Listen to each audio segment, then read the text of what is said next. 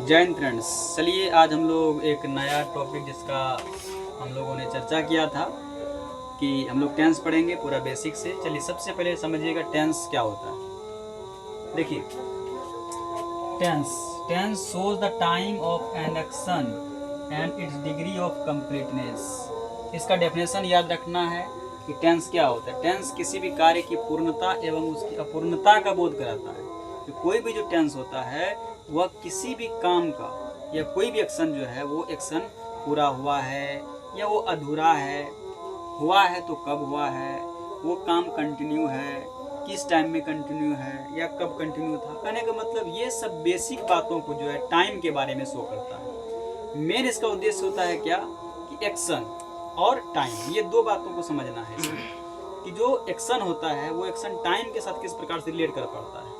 समय जो है वो किसी भी कार्य के बारे में बताने का जो काम करता है उसी को हम लोग कहते हैं टाइम एंड टेंस। इसमें आपको जानना है टाइम के बारे में और एक्शन के बारे में, यानी कि वर्ब के बारे में। ये जो वर्ब है इसके बारे में समझिए। देखिए वर्ब होता क्या है, अगर वर्ब का ज्ञान नहीं है फिर टेंस में आपको थोड़ा परेशानी होगा।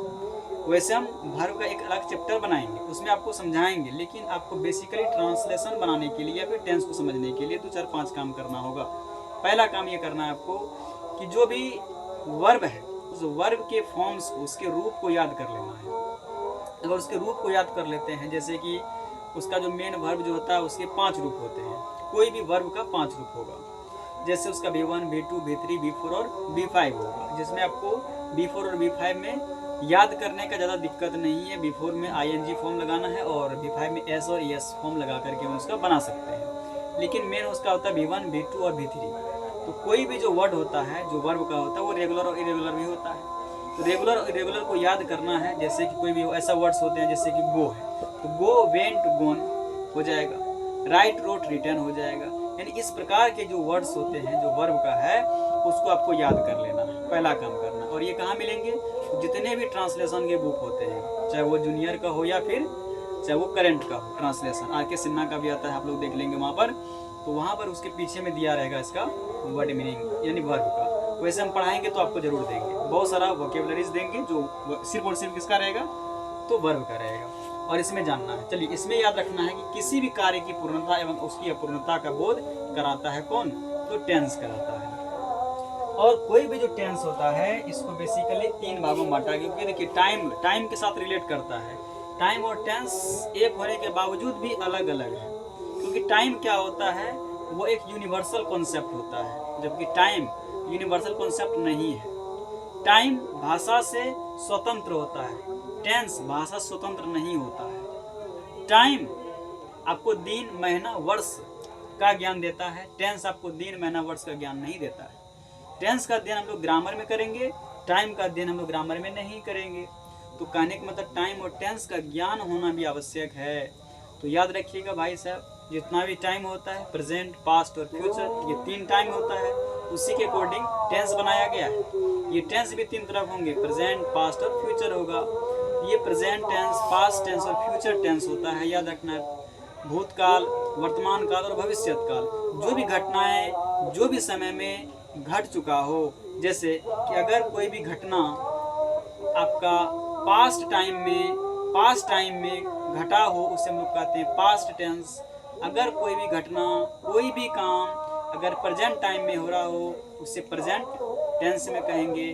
कोई भी घटना, कोई भी काम अगर आपका फ्यूचर टाइम में होगा उसे फ्यूचर टेंस कहेंगे। ये बेसिकली 3 टेंस होता है, इसी को जानना है। Present tense, past tense and future tense. Present tense, past tense and future tense होता है। तो यहाँ पर लिख दिए इसको, present tense, past tense and future. पहला होगा प्रेजेंट टेंस, दूसरा होगा इसका पास्ट टेंस और तीसरा होगा इसका फ्यूचर टेंस। पहला बात ये आपको समझना है बेसिकली। प्रेजेंट टेंस में क्या होता है, इसमें है, हूँ, है लगा रहेगा। पास्ट में था, थे, थी लगा रहेगा। फ्यूचर में गा, गे, गी लगाएंगे। बहुत बेसिक बात को याद रखना है। दूसरा बात याद रखना है कि देखिए जितना भी टेंस होता है, यानी कि ये 3 टेंस होता है, ये प्रत्येक टेंस का 4 भाग होते हैं। प्रत्येक टेंस के 4 भाग होते हैं, जिसको हमने यहाँ पर लिखने का प्रयास किया है। तो each tense is divided into 4 types. प्रत्येक टेंस को 4 भागों में वर्गीकृत किया गया है, बांटा गया है। कौन सा है? तो पहला है सिंपल टेंस या इंडेफिनिट टेंस।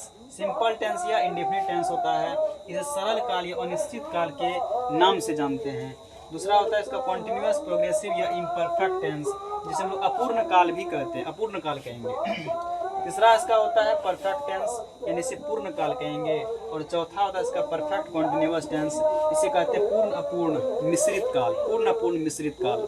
चलिए अब देखिए, यही टेंस यानी चार जो है इसको जानना होता है। कहने का मतलब यदि हम लोग प्रेजेंट टेंस के साथ जोड़ें, प्रेजेंट टेंस के साथ जोड़ दिए चारों को, तो ये प्रेजेंट में होगा। इसी को पास्ट में जोड़ें तो ये पास्ट में होगा, और इसी को अगर फ्यूचर में जोड़ें ये फ्यूचर में हो जाएगा। अगर प्रेजेंट में जोड़ें तो सिंपल प्रेजेंट टेंस या प्रेजेंट इंडेफिनिट टेंस कहेंगे।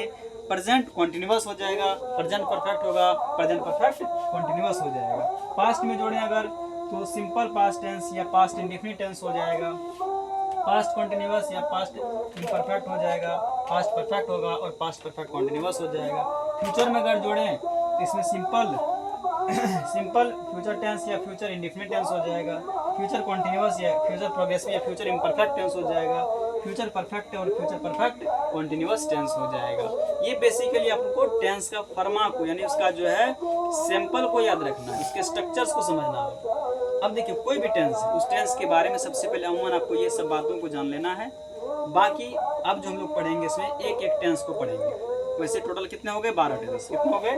टोटल टेंस हो गए 12, क्योंकि बेसिकली 3 हो जाएंगे। कितने हो जाएंगे? 3। और यही तीनों को प्रत्येक का 4 भाग होता है, तो ये टोटल 4 3 12 हो जाएगा। यही 12 टेंस को समझना है। तो ये 12 टेंस में जो सबसे ज़्यादा महत्वपूर्ण होता है वो होता है present indefinite, present continuous, present perfect, simple past, simple past हो जाएगा, उसके बाद पास्ट कॉन्टिन्यूअस हो जाएगा, थोड़ा बहुत पास्ट परफेक्ट और सिंपल फ्यूचर हो जाएगा। ये जो है काफ़ी ज़्यादा राइटिंग स्किल में और स्पीकिंग में आपको बहुत ज़्यादा जरूरत पड़ेगा। बाकी सब चीज़ के बारे में हम लोग एक एक करके अब जानेंगे। यानी अगला क्लास में हम लोग जो मिलेंगे, ये सब बातों को पहले जानने के बाद आपको हम पढ़ाएंगे सबसे पहले सिंपल प्रेजेंट टेंस या प्रेजेंट इंडेफिनिट टेंस के नाम से जानते हैं।